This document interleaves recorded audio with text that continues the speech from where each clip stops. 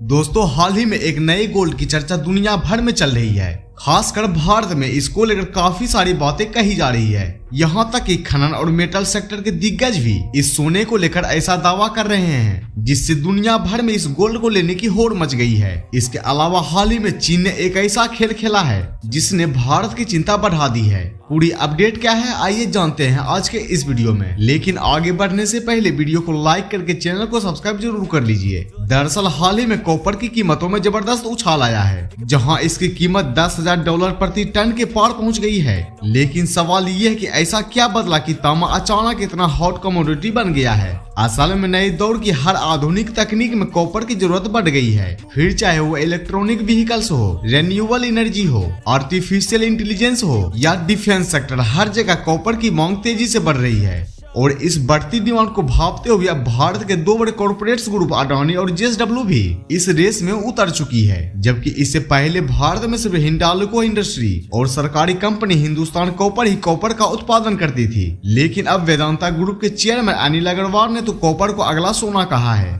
और उनका मानना है कि भारत के निवेशकों और उद्यमों को कॉपर को लेकर मिशन मोड में काम करने की जरूरत है। और देखा जाए तो यहाँ पर वेदांता ग्रुप के चेयरमैन अनिल अग्रवाल ने हाल ही में एक्स पर एक फोटो शेयर की है और इसमें साफ लिखा है copper is the next gold, यानी कि उन्होंने कॉपर यानी तांबा को अगला गोल्ड बताया है। इसके अलावा ये भी बताया कि दुनिया की दूसरी सबसे बड़ी गोल्ड माइनिंग कंपनी वैदिक गोल्ड अब सिर्फ वैदिक के नाम से जानी जाएगी, क्योंकि कंपनी का फोकस अब सोने से हटकर कॉपर यानी तांबे की माइनिंग पर है। अग्रवाल के मुताबिक तांबा अब एक सुपर मेटल बन चुका है जो हर आधुनिक तकनीक की रीढ़ बनती जा रही है, चाहे वह इलेक्ट्रॉनिक व्हीकल्स हो, रिन्यूएबल एनर्जी का इंफ्रास्ट्रक्चर हो, आर्टिफिशियल इंटेलिजेंस की मशीनें हो या फिर डिफेंस टेक्नोलॉजी, हर जगह तांबे की मांग तेजी से बढ़ रही है। पर सवाल ये है कि इस गोल्ड की मांग क्यों बढ़ रही है। दरअसल इस दुनिया भर में तांबे की खदानों को फिर से शुरू किया जा रहा है और तांबे गलाने वाली नई भट्टियां भी बन रही है। और ये सब इसलिए हो रहा है क्योंकि तांबे की मांग तेजी से बढ़ रही है, क्योंकि भारत में भी क्रिटिकल और ट्रांजिशनल मेटल्स के क्षेत्र में बहुत संभावनाएं हैं। ऐसे में युवा उद्यमी और निवेशकों के लिए यह एक बड़ा मौका है। इसको लेकर एक्सपर्ट्स का मानना है कि तांबे की कीमतें आने वाले समय में और भी बढ़ सकती है, इसलिए तांबे में निवेश करना एक अच्छा विकल्प हो सकता है। लेकिन तांबा आज के दौर में उतना ही अहम बन चुका है जितना लिथियम और कोबाल्ट, जिनका इस्तेमाल रिचार्जेबल बैटरियों में होता है।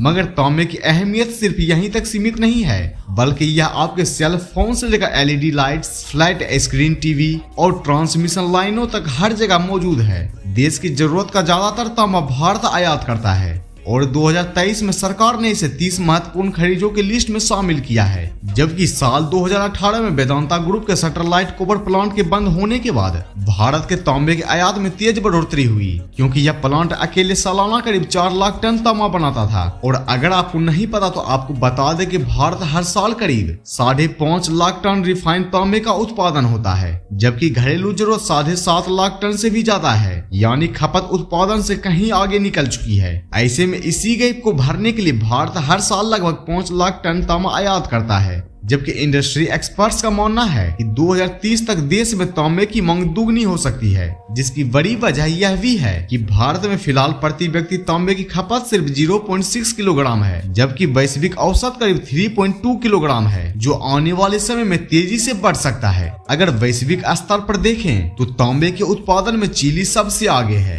उसके बाद पेरू, जबकि चीन और कांगो भी इस रेस में सबसे बड़े खिलाड़ी हैं। आज जब तकनीक की दुनिया में कॉपर की मांग आसमान छू रही है, भारत के लिए इसका उत्पादन और आपूर्ति रणनीतिक रूप से पहले से ही कहीं ज्यादा जरूरी हो गया है। लेकिन हाल ही में चीन ने ऐसा खेल खेला है जिससे भारत की परेशानी बढ़ गई है। दरअसल भारतीय रुपया, जो हाल ही में थोड़ी मजबूती के संकेत दे रहा था, अब फिर से दबाव में आता दिख रहा है और इसकी सबसे बड़ी वजह बन रही है चीन की करेंसी युआन की कमजोरी। दरअसल युआन में आई गिरावट ने पूरे एशिया की करेंसी को हिलाकर रख दिया है और इसका सबसे सीधा असर अब भारतीय रुपया पर पड़ सकता है। मीडिया रिपोर्ट्स के मुताबिक जैसे जैसे युआन कमजोर होता जा रहा है, वैसे वैसे विदेशी निवेशक उभरती अर्थव्यवस्थाओं से पूंजी निकालने लगी है, जिससे रुपया पर गिरावट का खतरा मंडरा रहा है। ऐसे में यह जानना जरूरी है कि आखिर युआन के कमजोर होने से रुपया कैसे प्रभावित होता है और आने वाले दिनों में इसका भारतीय बाजार पर क्या असर पड़ सकता है। दरअसल बिजनेस स्टैंडर्ड की रिपोर्ट्स के मुताबिक चीन जानबूझकर अपनी करेंसी युआन को कमजोर कर रहा है ताकि वह अमेरिका की टैरिफ नीतियों, खासकर ट्रम्प की नीतियों के बावजूद अपने एक्सपोर्ट को ग्लोबल मार्केट में प्रतिस्पर्धा बनाए रख सके, जिसका सीधा असर भारत पर पड़ सकता है, क्योंकि कमजोर युआन के चलते चीन से सस्ते प्रोडक्ट्स जैसे चिप्स, केमिकल और सोलर पैनल भारत में बड़ी मात्रा में डंप किए जा सकते हैं। इससे भारत का ट्रेड डेफिसिट और भी बढ़ जाएगा। साथ ही भारतीय कारोबारियों को दोहरी मार झेलनी पड़ सकती है, जहां एक तरफ उनका प्रोडक्ट चीन के मुकाबले महंगा होगा और दूसरी तरफ घरेलू बाजार में चीनी माल की भरमार से कंपटीशन और प्रेशर भी बढ़ेगा। इसका सीधा मतलब ये है कि अगर युआन की गिरावट जारी रहती है तो भारतीय रुपया पर भी दबाव बढ़ना तय है, यानी रुपया भी कमजोर हो सकता है। ऐसे में अब सबकी नजर आरबीआई की अगली चाल पर है, जहां हाल ही में आरबीआई गवर्नर संजय मल्होत्रा ने संकेत दिया था कि अगर करेंसी मार्केट में ज्यादा वॉलेटिलिटी यानी अस्थिरता देखने को मिली तो आरबीआई विदेशी मुद्रा में दखल देगा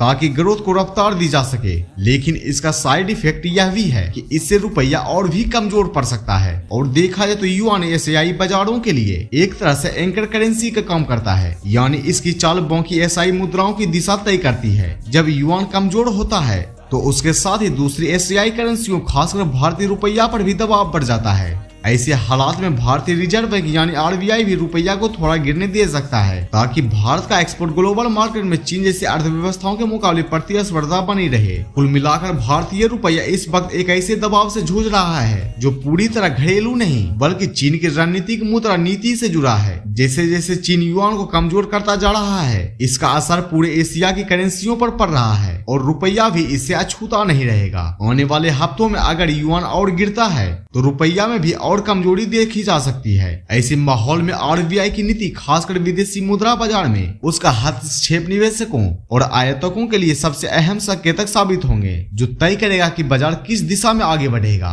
वैसे आपको क्या लगता है, क्या चीन की इस चाल से भारतीय रुपया कमजोर होने वाला है या नहीं? अपनी राय हमें कमेंट बॉक्स में जरूर दें और भारत से जुड़ी इस तरह की और भी इंफॉर्मेटिव वीडियो पाने के लिए चैनल को सब्सक्राइब जरूर करें।